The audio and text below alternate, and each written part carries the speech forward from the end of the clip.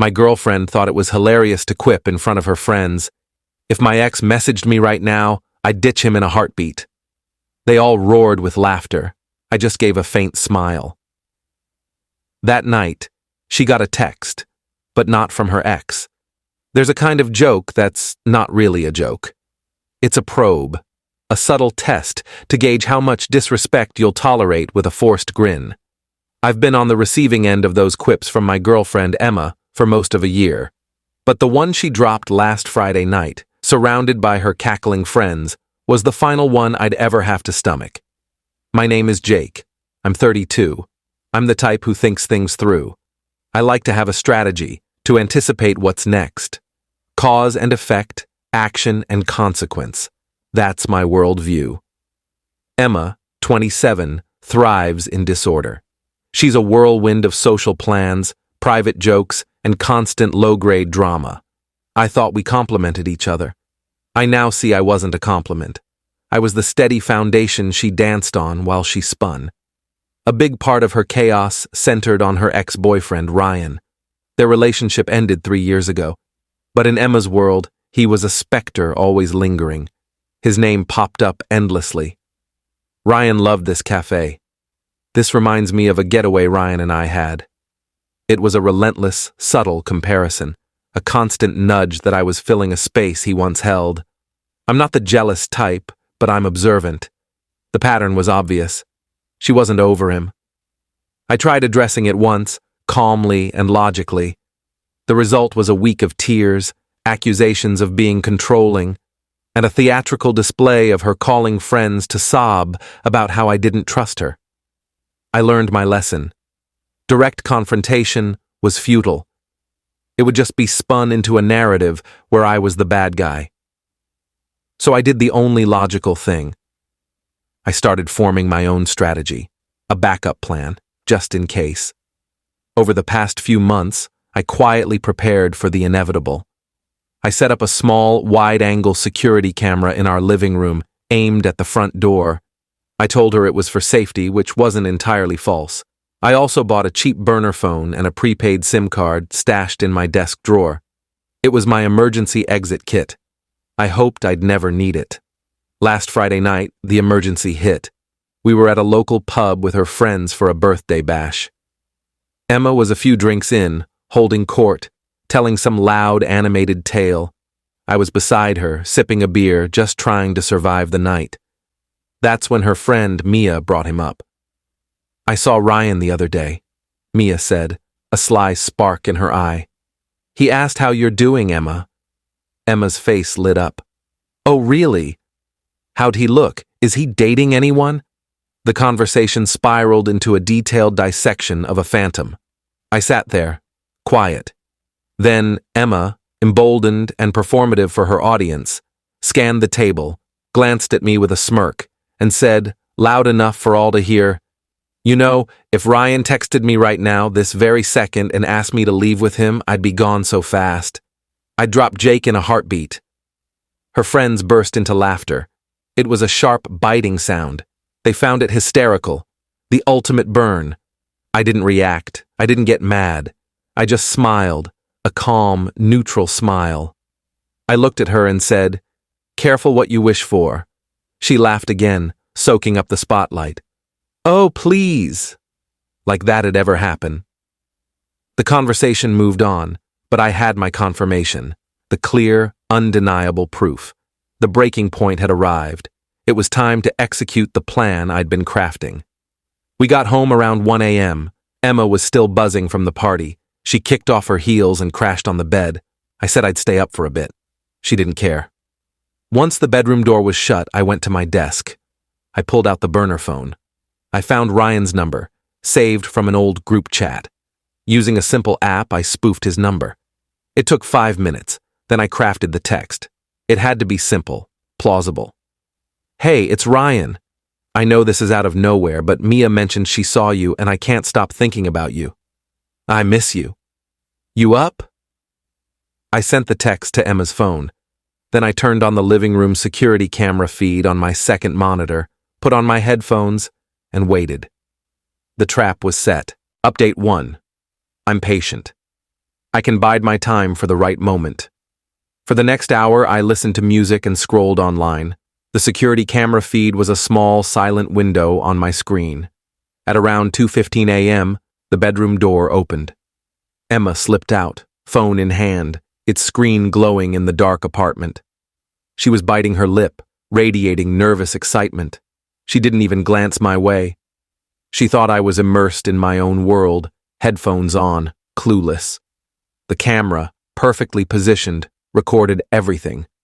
She stood by the front door, typing furiously on her phone. A few minutes later, a thrilled, triumphant smile spread across her face. She checked her phone once more, then turned and crept back to the bedroom. 5 minutes later, she reappeared. She'd swapped pajamas for jeans and a hoodie. She carried her everyday purse and a small travel bag she used for weekend trips. She moved with quiet urgency, her eyes flicking toward me at my desk. I didn't budge. I kept my eyes on my screen. She slipped on her shoes, took one last look around the apartment that was no longer hers, and quietly slipped out the front door. As soon as it clicked shut, I removed my headphones. The performance was over. I saved the security camera footage, a crisp 2-minute video of my girlfriend getting a text, dressing, packing a bag, and sneaking out to a secure encrypted drive. Then, the cleanup phase began. First, I double-locked the door from the inside. Then, I tackled her digital footprint. I logged her out of every streaming service. I changed the password to our shared Wi-Fi. We had a joint credit card I'd added her to for shared expenses. I logged into the bank's website, paid off the small balance, and removed her as an authorized user. Then I started on her physical belongings. I didn't want a prolonged process of her returning repeatedly. I wanted a clean cut. I went to our storage closet and pulled out the moving boxes I'd bought a month ago as part of my backup plan. For the next 3 hours, I packed her life away. Every shirt, every pair of shoes, every book, every framed picture. I was methodical, emotionless, just completing a task. By sunrise, our apartment, my apartment, was wiped clean of her presence. A tidy stack of 27 labeled boxes stood by the front door. At 6 a.m., I snapped the burner phone in half and tossed it into an electronics recycling bin on my way to the gym. The mission was complete. The first contact came at 7:32 a.m. A text. "Where are you?" "I'm at the diner we used to go to. I've been waiting an hour." It was from Ryan. The real Ryan. Emma had clearly texted him from her own phone after leaving, telling him where to meet. The poor guy must have woken up to a baffling message. I screenshotted it and saved it. The real chaos started around 9 a.m. She must have given up on her phantom lover and returned home. My phone started ringing and ringing and ringing. I ignored it. Then came the texts. A flurry of confusion, then fury, then panic. "Jake, my key's not working. What's going on? Answer your phone. This isn't funny. I can hear you inside. Open the door. I swear, if you don't let me in, I'm calling the police." I finally picked up. I didn't speak. "Jake!" she shrieked. "What is happening?" "Let me in." "No," I said calmly. "What do you mean, no?" "It's my home." "No, it's not," I corrected. "It's my apartment." "You're not on the lease. And as of about 7 hours ago, you don't live here anymore." There was stunned silence. "What? What are you talking about?" "I saw you," I said, my voice icy. "I saw you get a text. I saw you pack a bag. I saw you sneak out in the middle of the night to meet your ex-boyfriend. The ex you swore was just a friend, the same ex you joked about leaving me for just hours earlier." "You were awake," she whispered, panic clear in her voice. "I was," I lied. "I saw everything. You made your choice, Emma. You wanted to leave me for him in a heartbeat. So you did. The only issue is he didn't want you back. That's your problem, not mine." "It was a mistake," she cried. "I don't know what I was thinking." "Please let me in." We can talk about this. There's nothing to talk about, I said. Your stuff is packed. It's in 27 boxes by the front door. I've hired movers to pick them up at noon and deliver them to your parents' house. I suggest you go there and wait. I hung up before she could reply and blocked her number. I looked around my apartment. It was quiet. It was calm. It was mine. Update 2. I knew there'd be fallout. Big moves always create ripples. The onslaught of attempted manipulation and a full-blown information war was expected. The first phase was the delivery of her stuff. The movers I hired were pros. They arrived at noon, loaded the 27 boxes, and drove them to her parents' suburban house. I got a text from the lead mover at 1:15 p.m. Delivery complete. Homeowner signed for it. She was not pleased. I bet she wasn't. The second phase was the smear campaign. It was launched with surgical precision. By that evening, my social media was a battlefield. Her friends, led by Mia, unleashed a torrent of posts. They didn't name me, of course. Too smart for that. Instead, they raved about their brave, radiant friend who'd just escaped a toxic, possessive relationship. They spoke of psychological manipulation and tech-savvy abusers who set elaborate traps. The story was that I, the jealous, insecure boyfriend, had framed her over a harmless quip, then cruelly evicted her, proving I was the monster she always feared. It was a masterful rewrite of history, and for a few days it worked. I got angry messages from mutual acquaintances. I was unfriended by people who only heard her version. They were trying to isolate me, to paint me as the villain in a story where she was the sole victim. But they made a fatal mistake. They assumed I'd fight them on their turf of emotional, dramatic social media posts. I don't fight with drama. I fight with evidence. I waited until their campaign hit its peak. On Wednesday, Emma posted a long, tearful survivor story on her Instagram. She described the crushing weight of being with someone who didn't trust her and the terrifying night she was abruptly discarded over a misunderstanding. It got hundreds of likes and sympathetic comments. That was my cue. I went to my evidence file. I had the screenshot of the real Ryan's confused text message, and of course, the high-definition, irrefutable video of her actions. I created a simple private web page on a personal server, password protected. The page was clean and straightforward. At the top, the truth about last Friday night. Below, I embedded the 2-minute security camera video. Under the video, I posted the screenshot of Ryan's text. At the bottom, a single paragraph. This is the reality of what happened. This was not a misunderstanding. This was a choice to act on a long-held desire, shown by the immediate eager response to a text believed to be from an ex-boyfriend. This was a choice to pack a bag and slip out in the middle of the night to meet another man. The subsequent tale of abuse and control is a fabrication to hide the shame of a failed affair. I will not engage in public debate. The truth speaks for itself.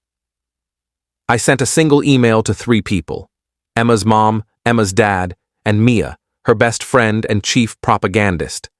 Subject line: the truth. The email contained only the link to the web page and the password. The impact was immediate and total. It was like dousing their wildfire of lies with a bucket of cold, hard reality. Final update. It's been 5 months. The silence from Emma and her friends has been absolute. The private web page I created was a kill switch for their entire narrative.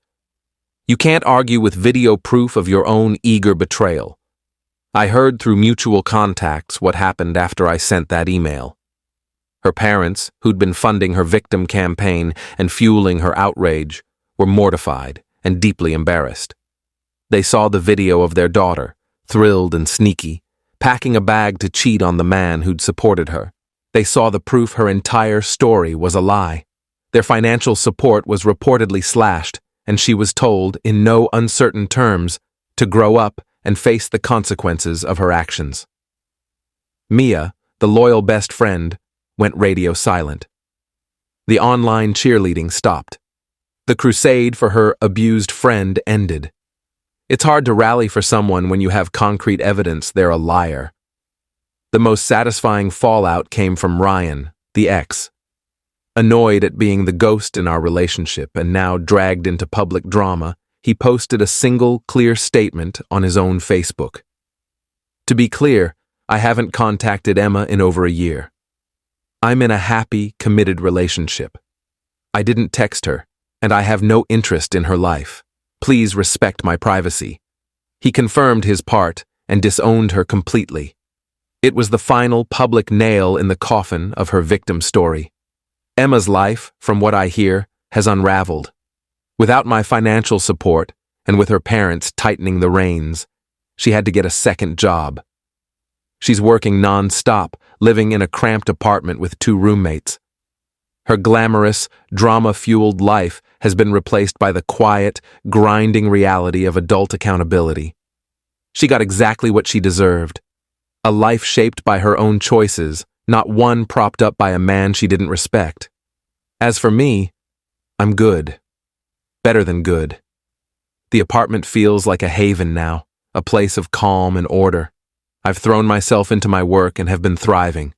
I'm dating again, casually. I met someone new, a librarian. Our conversations are about real things, building a future, not just keeping up appearances.